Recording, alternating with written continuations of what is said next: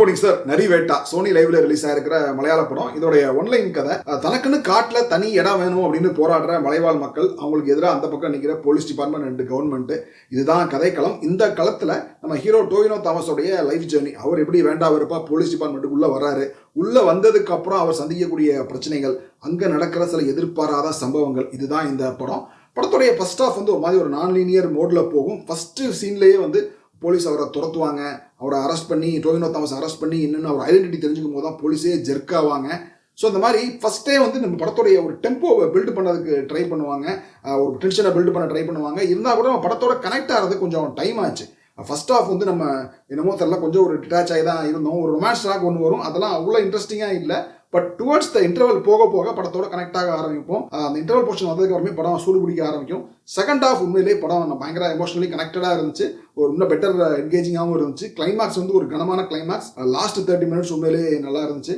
இந்த டோவினோ தாமஸோடைய கேரக்டர் வந்து சூப்பராக அவர் ஸ்கோர் பண்ணியிருந்தாரு. அதாவது ஒரு மாதிரி ஒரு ஆட் மேனாவே இருப்பார். வீட்டில் மதிக்க மாட்டாங்க, லவ் பண்ணுற பொண்ணு வீட்டில் மதிக்க மாட்டாங்க, போலீஸ் டிபார்ட்மெண்ட்லேயே அவரை சேர்த்துக்க மாட்டாங்க, ஒரு மாதிரி ஒரு தனியாகவே இருப்பார். இருந்தாலும் அவர் வந்து தனக்கு தோன்றதை பண்ணுவார், கேள்வி கேட்குற இடத்துல கேள்வி கேட்பார், ஹீரோ இல்லை கேட்டு தானே ஆகணும் அப்படிங்கிற மாதிரி இல்லாமல் அவருடைய கேரக்டர் எழுதப்பட்டதுமே எப்படின்னா, அவர் வந்து தனக்கு சுற்றி எல்லாரும் ஒன்று சொன்னால் கூட அவருக்கு ஒன்று தோணும் இல்லையா, அதை கண்டிப்பாக பண்ணுவார்.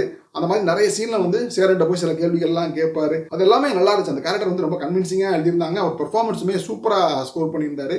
சேரனை வந்து இந்த ரோலுக்கு யோசிச்சதே ஒரு பிரில்லியண்டான ஐடியா. அதாவது சேரனை விட்டு அந்த ரோலை பண்ணவே முடியாது, அப்படி பண்ணியிருந்தாரு, அந்த மாதிரி சொல்றதுலாம் கிடையாது. இந்த ரோலை நீட்டாக பண்ணியிருந்தாரு. பட் அந்த சாய்ஸ் வந்து உண்மையிலேயே நல்லா இருந்துச்சு.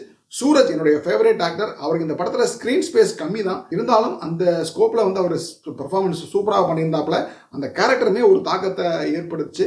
படத்துடைய பேக்ரவுண்ட் ஸ்கோர், பாட்டு, இந்த படத்தோட சீரியஸ்னஸை வந்து பல இடங்களில் எலிவேட் பண்ணது பாட்டு தான். அதுவும் அந்த மலைவாழ் மக்களை காமிக்கும் போது சில பாட்டுலாம் வரும், அந்த பாட்டுலாம் உண்மையிலேயே ஒர்க் அவுட் ஆச்சு. நிறைய படங்கள்ல இந்த மாதிரி ஒரு போலீஸ் அடக்குமுறை, அதனால ஏன் போலீஸ் இதெல்லாம் பண்றாங்க, அது வந்து மேலே வந்து ஒரு ப்ரெஷர் அப்படிங்கிறத பல படத்தில் சொல்லியிருந்தாலும், இந்த படத்தில் அந்த மாதிரி ஒரு ப்ரெஷர் இருக்கும்போது ஒரு சில போலீஸ் வந்து ஒரு மாரல் வேல்யூவோட நம்ம வந்து சில கேள்விகள் கேட்கலாம், நம்ம வந்து அதை வந்து சில கொஸ்டின்ஸ் ரைஸ் பண்ணலாம் அப்படிங்கிறத வந்து இன்னைக்கு காலகட்டத்துக்கு இப்போ உள்ள சம்பவங்களுக்கு ரொம்ப ரெலவெண்ட்டாக அந்த மாதிரி கேரக்டர் எழுதியிருந்தாங்க. அது உண்மையிலேயே நல்லா இருந்துச்சு. படத்தில் நெகட்டிவ்னா எனக்கு எதுவும் பெருசாக தோணலை.